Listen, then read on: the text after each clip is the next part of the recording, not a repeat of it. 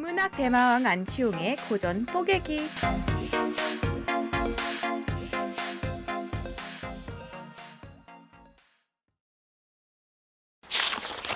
저자 프란츠 파농은 1925년 앙티우 제도의 프랑스령 마르티니크 섬에서 태어났습니다.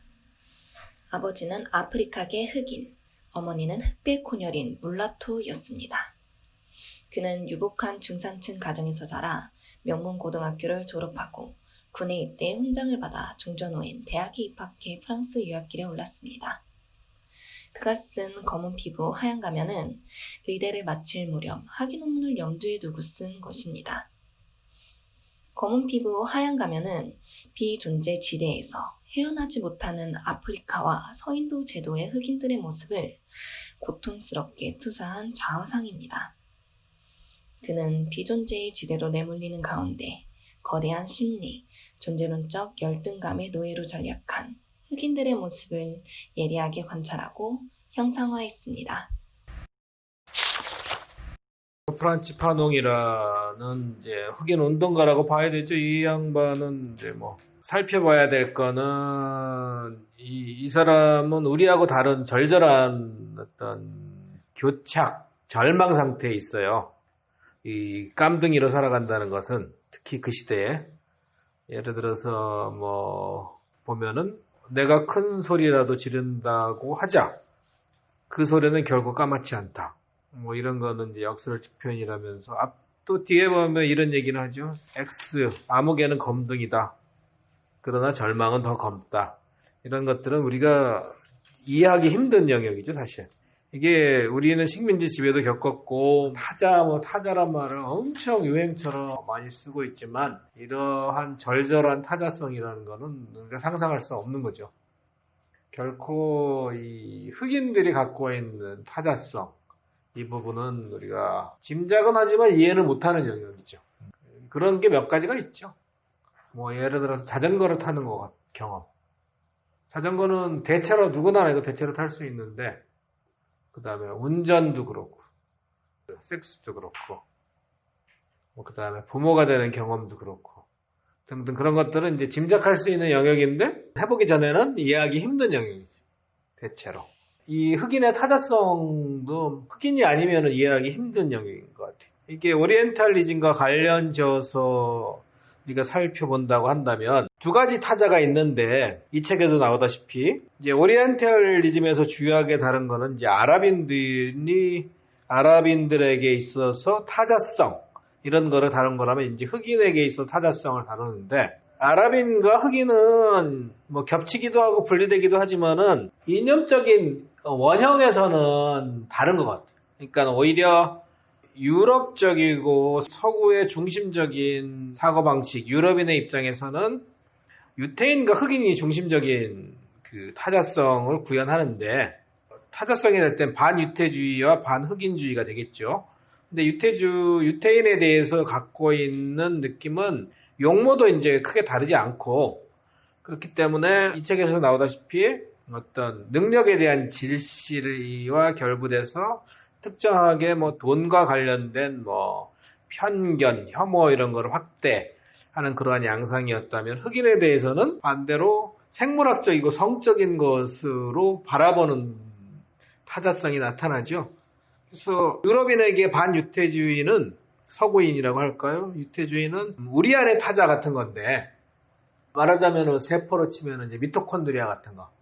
그러니까 미토콘드리아 안에 DNA가 있어요. DNA가 들어있는 장소는 세포 핵에 들어있고 그 다음에 미토콘드리아 안에도 들어있어요. 그래서 미토콘드리아는 다시는 다른 이렇게 병합된 거라고 봐요. 다른 세포가 생물학적으로 좀 진화 과정에서.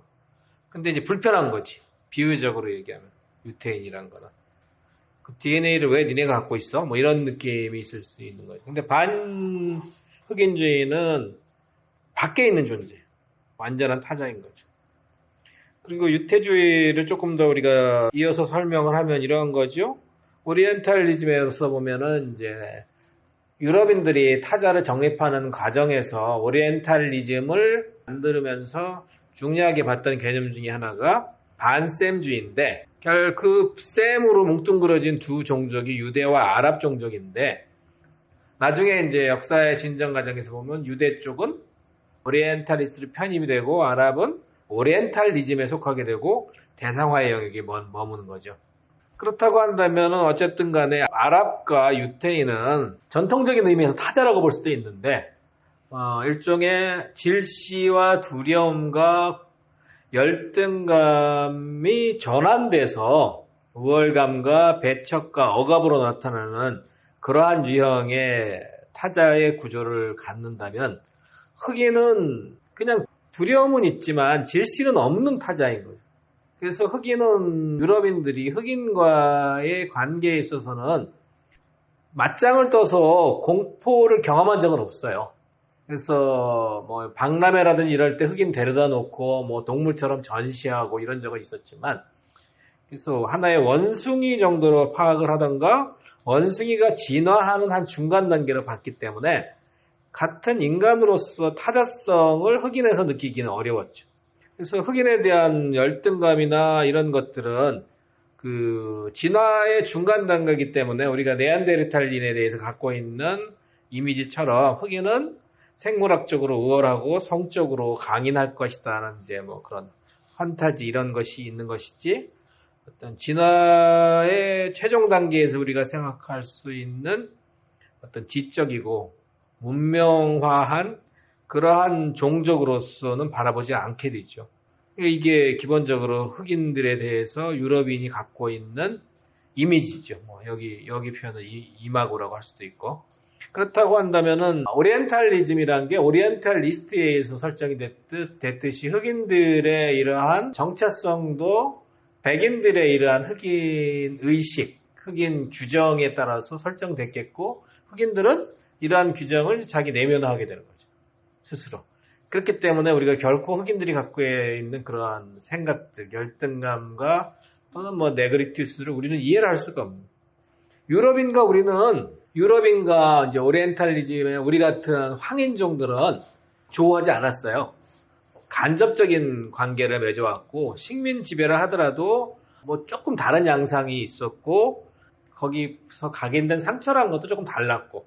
근데 흑인들은 아프리카라는 바로 밑에 있었기 때문에 항상 노예 사냥이라든지 노예 무역이라든지 이런 것을 통해서 백인 역사의 종속물로 기능을 해왔잖아요. 특히 미국 역사에서 흑인의 위상은 뭐 대단한 거고. 그렇기 때문에 우리가 갖고 있는 어떤 양키들에 대한 생각과는 또 다른 측면이 있어요. 그러니까 이렇게 형성된 그 타자성, 독특한 타자성 속에서 결국 오리엔탈리즘, 아랍의 오리엔탈리즘이 갖고 있는 것과는 다른 양상의 반응이 나타날 수 있는데, 백인들은 결국 대체로 거의 대부분이 이제 인종주의자가 되거나 그래서 우월한 생각을 갖는 거. 근데 이거는 아랍이나 황인종에 대해서 갖는 의식과는 조금 다를 거라고 봐요. 어떻게 다를지는 뭐 좀 고민해 봐야 되겠지만. 또는 자유주의자가 되는데 용인하는 거죠. 나는 인간을 차별하지 않는다라고 하는데, 그 백인 자유주의자들이 흑인에 대해서 갖는 리버럴한 생각은 대체로 이런 거죠. 너와 나는 대등하다는 게 아니라 나는 너를 대등하다고 인정할 만큼 자유주의자야 라는 인식인 거죠. 흑인들의 반응은 두 가지죠. 이 책에서도 끊임없이 나오듯이, 하나는 나는 흑인이지만 백인이 될 운명을 타고났어라고 생각함으로써 흑인 내에서 끊임없이 백인화의 스펙트럼이 형성되는 거죠. 그래서 정말 껌둥이 놈, 저 썩을 껌둥이 놈과 흑인이지만 자기는 백인이라고 생각하는 사람들, 뭐 이런 것들이 있고, 또 하나의 흑인들의 반응은 많은 식민 지배를 겪은 나라에서 나타나는 것처럼 흑인화의 반응이죠. 아프리카 문학의 뭐 저명한 작가인 뒤에 해제에 보면 나와 있는 응국이라는 사람은 그 식민주의 본국의 언어를 거부해야 된다. 왜냐하면 그것이 착취와 지배의 인식을 담고 있기 때문이다. 그러면 자기의 모국어를 살려야 된다. 뭐 이런 식으로까지 가는 거죠. 파농은 좀 어정쩡한 주변인으로 머물렀던 것 같아요, 결국은. 왜냐하면 여기에 이제 자신의 생각들을 응국이라고 한다면 이렇게 안 썼을 거예요.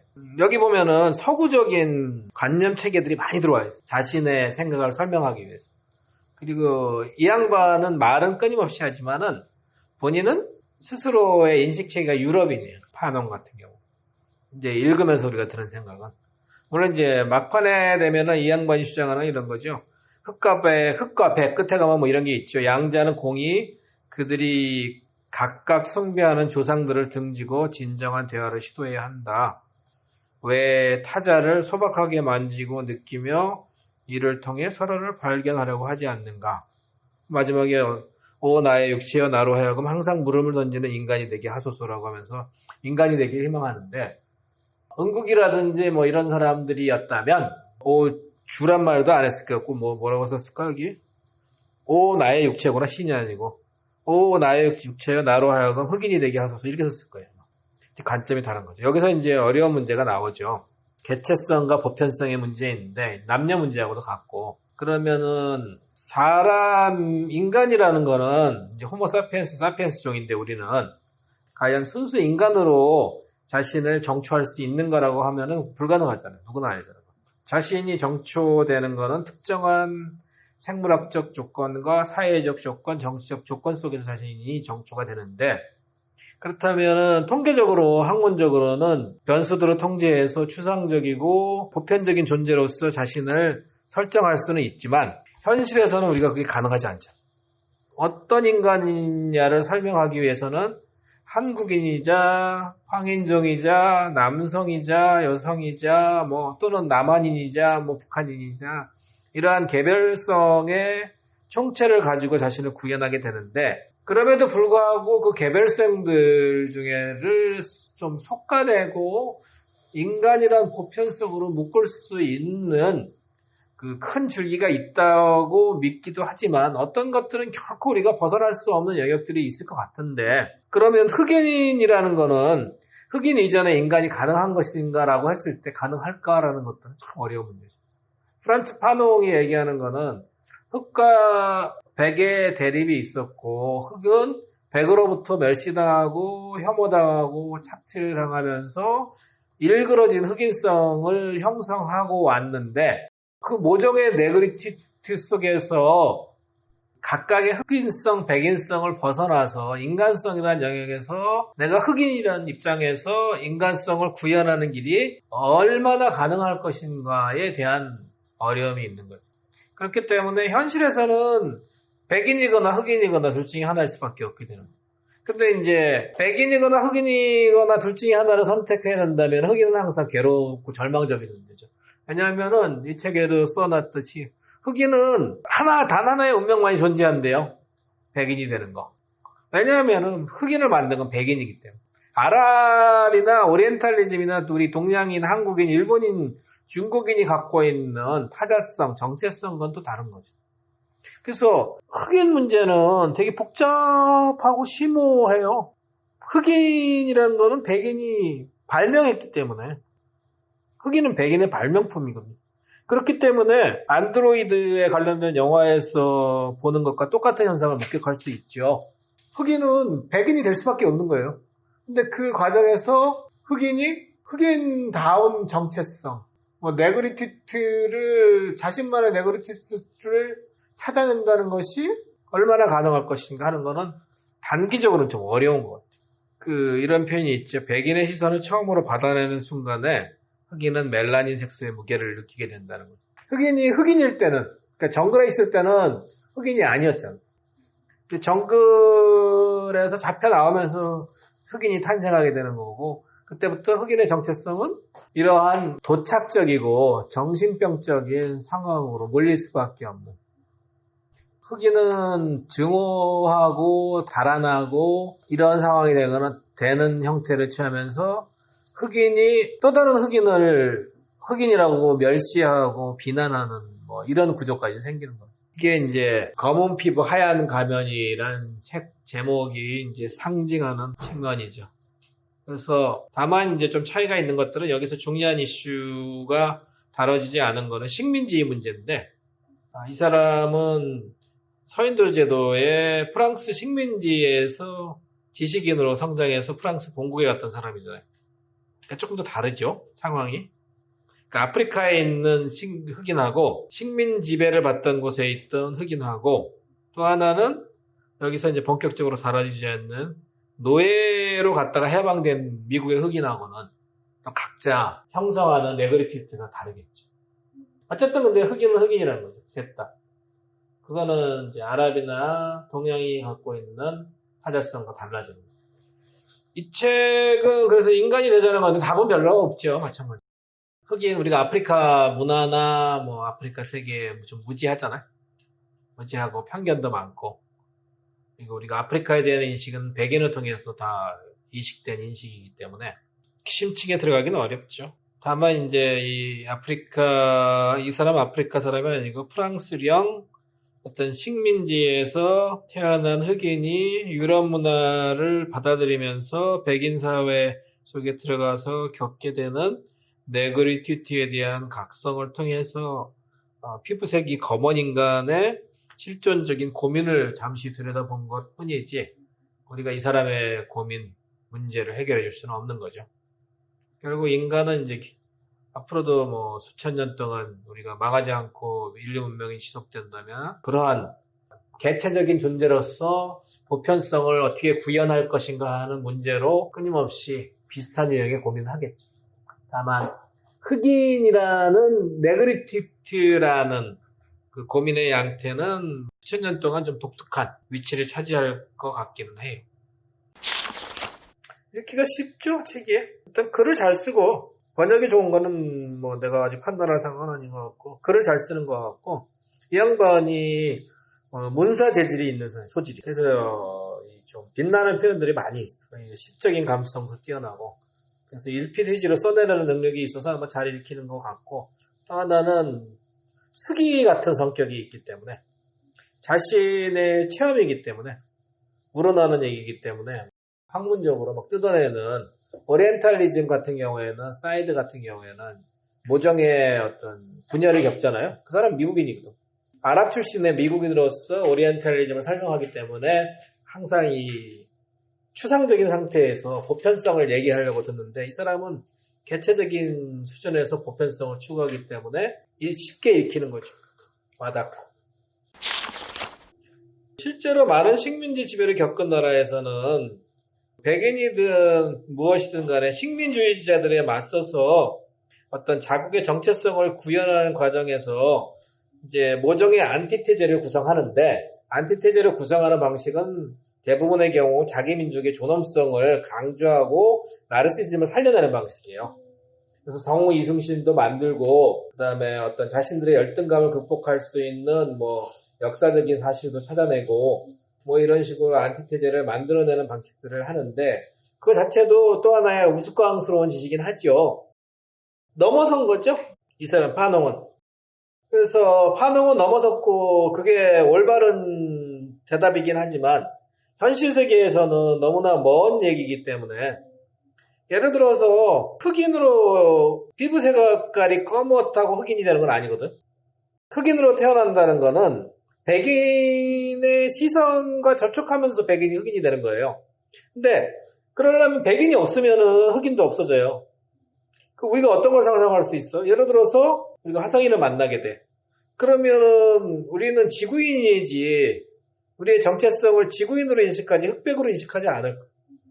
뭐에 맞서 싸운다거나 뭐 이러면. 그리고 우리가 생각 실험을 해서 아예 새로운 환경에서 뭘 만들어 놓고 인종별로 섞어서 아이들을 아무런 편견 없이 집어넣고 엄격하게 혐오라든지 이런 걸 걸러낸 새로운 세계 시민 교육을 특정한 섬에서 시켰다고 상정하면은 거기선 흑인 백인 황인종이 없어질 거예요. 자기 피부색 때문에 고민하지도 않을 거고. 근데 현실 세계는 그렇지 않거든. 끊임없이 확대 재생산되고 있기 때문에, 그렇다면은 그것에 대해서 대응하는 방법은 자신의 흑인성을 우월감을 자꾸 찾아내려고 하면서 나르시시즘을 불러일으켜서 그것을 통해서라도 그나마 자신의 존엄함을 확인받고 싶고 인정을 끌어내려고 하는 노력이 있을 수 있고, 또 하나는 그건 너머에서 우리가 인간으로 만날 가능성에 대한 기대를 갖고 살아가는 방법이 있겠죠. 앞에 게 되면은 이제 자칫 국수주의적으로 흐르기 쉽고, 뒤에 게 되면은 공허해지기 쉽죠.